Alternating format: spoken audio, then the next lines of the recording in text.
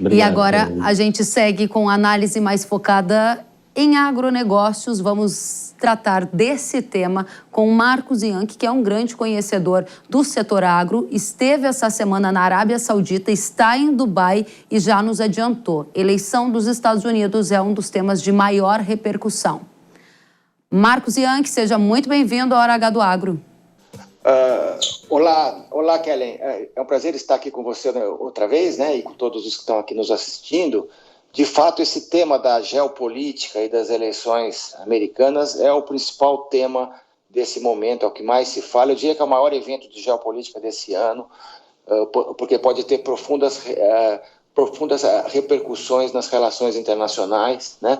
O que a gente espera, e é o que eu tenho visto, e é um pouco do que eu ouvi, a Câmara um pouco mais do mesmo, quer dizer, o que já vinha sendo feito pelo Biden, ela não tem experiência nessa área, e o que a gente tem visto é os Estados Unidos quase que se retirando da cena internacional nesses últimos anos, com menor protagonismo, ainda que nos últimos tempos, depois da questão Israel-Irã, eles estiveram mais ativos, mas eu não vejo uma posição muito contundente da Câmara, mas eu vejo sim no caso lá do Trump. Eu acho que o Trump, se ele entrar, ele vai claramente se aproximar mais da Rússia, né? É o que ele tem dito, e eu acho que ele quer terminar esse problema de alguma forma, ele vai ser muito mais ativo, e também acho que ele vai defender com mais força o Estado de Israel, sabe? Então eu acho que ele será realmente mais contundente em termos de política externa.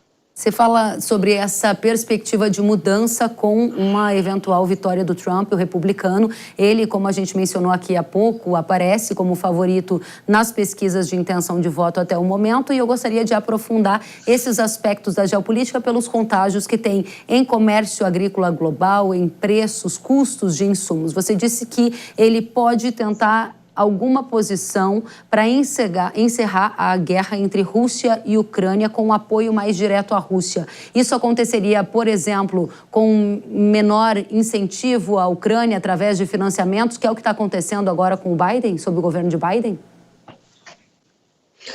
Olha, eu acho que, na verdade, o que ele vai tentar fazer é resolver essas questões geopolíticas que hoje estão centradas no Oriente Médio, na questão Rússia-Ucrânia, e talvez o ponto mais importante é a questão com a China, né? Eu acho que ele vai ser muito mais contundente em termos de política comercial.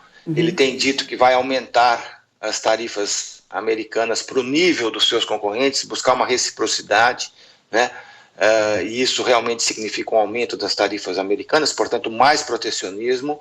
E o que a gente tem que entender é que mais protecionismo nos Estados Unidos pode ser até benéfico se a China reage, né, aumentando também as suas tarifas para os americanos. Vamos lembrar que em 2017, no primeiro governo Trump, houve uma guerra comercial de aumento bilateral das tarifas lá dos dois lados, e o que a gente viu dali para frente foi uma abertura maior para o Brasil. Até lá, os americanos eram o grande fornecedor da China, e a partir de 2017 o Brasil cresce, bem mais do que os Estados Unidos, tendo exportado no ano passado 63 bilhões de dólares para a China, enquanto os americanos não chegaram a fazer 35 bilhões. Então, a gente ganhou toda uma preferência no acesso à China, na soja, no milho, nas carnes e vários outros produtos. Então, a guerra comercial do primeiro governo Trump acabou sendo positiva para as nossas exportações para a China. Agora, eu nunca comemoro nenhum tipo lá de protecionismo, porque se esse protecionismo vira uma espiral, que vários países também caminham para isso, e hoje o mundo está muito politizado, está muito polarizado, né? Aí a gente pode ter uma situação muito ruim para todo mundo, porque todo mundo aumenta tarifas, e isso já aconteceu na segunda metade do século XIX, que foi depois das guerras napoleônicas, com aumentos das tarifas americanas e europeias ao mesmo tempo. Aconteceu no período de entreguerras.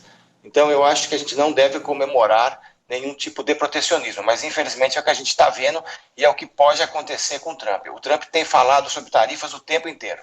Muito bem, para a gente amarrar esse ponto que interessa bastante a audiência do agro, você fala em uma nova edição da guerra comercial com o foco de Trump na China. Aumento de tarifa no passado fez a China buscar mais esses produtos aqui e o comércio, a nossa relação no agro melhorou, aumentou com a China em detrimento dos Estados Unidos. Isso acontecendo numa nova edição de um governo Trump, soja, milho e carne bovina serão as principais culturas que você enxerga que a China comprará mais do Brasil, em função de uma consequência de curto prazo de aumento de tarifa dos Estados Unidos contra o país do Xi Jinping? Olha, eu não vejo tanto em soja, porque no caso da soja existe uma complementariedade de safras entre hemisfério norte e hemisfério sul, e para a China seria uma loucura ela tentar comprar toda a sua soja apenas numa época do ano, né? Ela vai tentar comprar, acho que nas duas épocas. A soja é o principal produto da nossa exportação e também da exportação dos Estados Unidos para a China. Então, eu acho que na soja não vai alterar muito o que está acontecendo hoje, que o Brasil é o maior fornecedor, mas os Estados Unidos entram na época que nós não temos produção, né?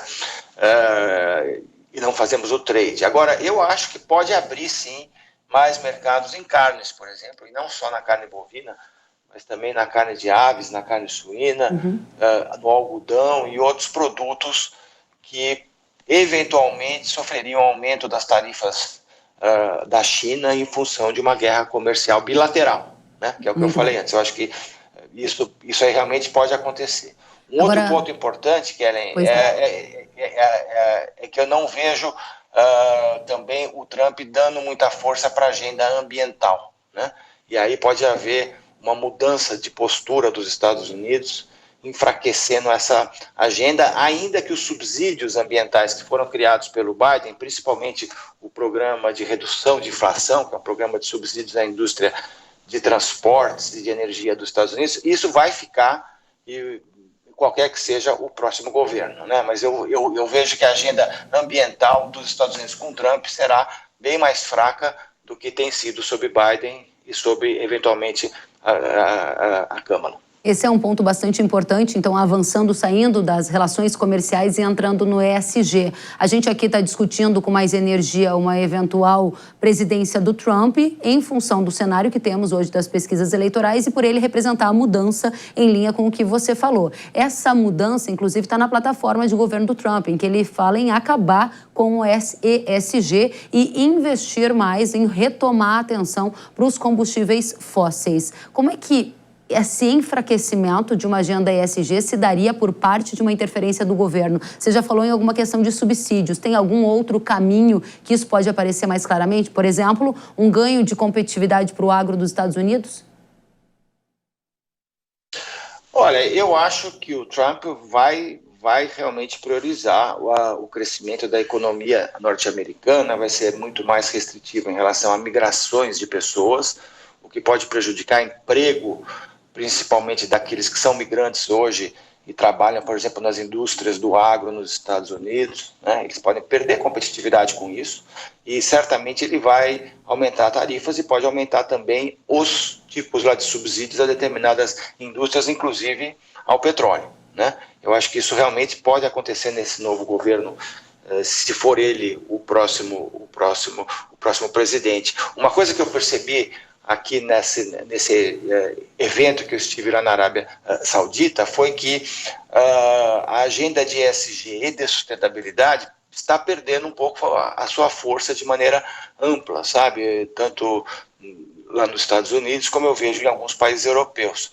O que mais se falou nesse evento foi de inteligência artificial, que é o tema mais forte hoje e que todo mundo está vendo enormes impactos, inclusive na questão geopolítica, e a geopolítica em si, quer dizer, como é que vão ficar as relações internacionais, a questão do chamado nearshoring, do chamado friendshoring, né? Quer dizer, você concentrar o seu comércio com países que são próximos ou que são amigos, né? Eu acho que não existe nearshoring nas commodities agrícolas, porque o que a gente vê é que hoje a gente vê que alguns produtos estão sendo produzidos e comercializados em áreas muito longínquas, porque é isso que gera as vantagens comparativas que a gente tem. Eu não acho que isso vá se alterar pelo lado de estar próximo ou não. Perfeito. Mas a questão de ser amigo, isso sim eu acho que é uma questão bem mais importante que vai estar presente e a questão da inteligência artificial ganhando mais força do que a agenda de ESG que dominou nos últimos anos. Muito bem, para pegar um gancho com o que você trouxe e a gente trazer uma mensagem mais clara também para a audiência que se preocupa com geopolítica, você disse que nesse grande evento que participou na Arábia, percebeu o enfraquecimento da agenda ESG e um ganho de força nos temas de geopolítica e inteligência artificial. Eu volto para uma questão lá do início em que você dizia que num cenário de eventual vitória do Trump, ele deveria então se aproximar mais da Rússia, se aproximar mais de Israel e ser antagônico à China. Tudo isso tem a ver com esse contexto geopolítico em que a gente vê algumas alianças se formando. Durante a era Biden, a gente viu o acontecimento, o início da guerra na Ucrânia, agora a retomada das guerras mais amplas lá no Oriente Médio. Você acha que durante a era Trump essas guerras se enfraquecerão ou elas ganharão uma outra proporção? Há quem fale até numa terceira guerra mundial. Bom, eu acho que essa pergunta é impossível de ser respondida, viu, Kelly? Porque depende muito do andar da carruagem, né? Eu acho que hoje ele é muito complicado, seja na Europa, seja lá no Oriente Médio, né? Principalmente com essa escalada recente que está acontecendo, mas eu acho que com o maior protagonismo dos Estados Unidos, e se nós tivéssemos a capacidade de coordenar internacionalmente determinadas ações, seria possível trabalhar em busca de uma paz mais duradoura, né? Seja em busca lá dos dois estados lá no Oriente Médio, né? Israel e Palestina, seja em busca de uma solução definitiva para a questão Rússia-Ucrânia. Mas eu não vejo nenhum sinal que isso vai acontecer hoje, sabe? Eu acho que a gente está vivendo ainda numa era de enorme incerteza e muito perigosa, e um problema adicional: as instituições multilaterais não estão funcionando. A ONU não resolve problema de guerra, a OMC não resolve problemas lá de comércio, as COPs não têm trazido soluções para a questão climática, então não existe mais coordenação. A coordenação que foi criada no pós-guerra, lá atrás, hoje ela não funciona mais. Para a gente encerrar, 30 segundos, Yankee, de uma maneira muito grosseira e rasa, me corrija se estiver errada, a visão que se tem é, num cenário de Trump vencendo as eleições contra Kamala, uma reedição da guerra comercial com mais taxas contra a China e uma demanda adicional voltada para o Brasil no curto prazo, a despeito de todos os outros efeitos colaterais em economia e geopolítica que a gente pode ver. De maneira curta, o agro ganharia no curto prazo?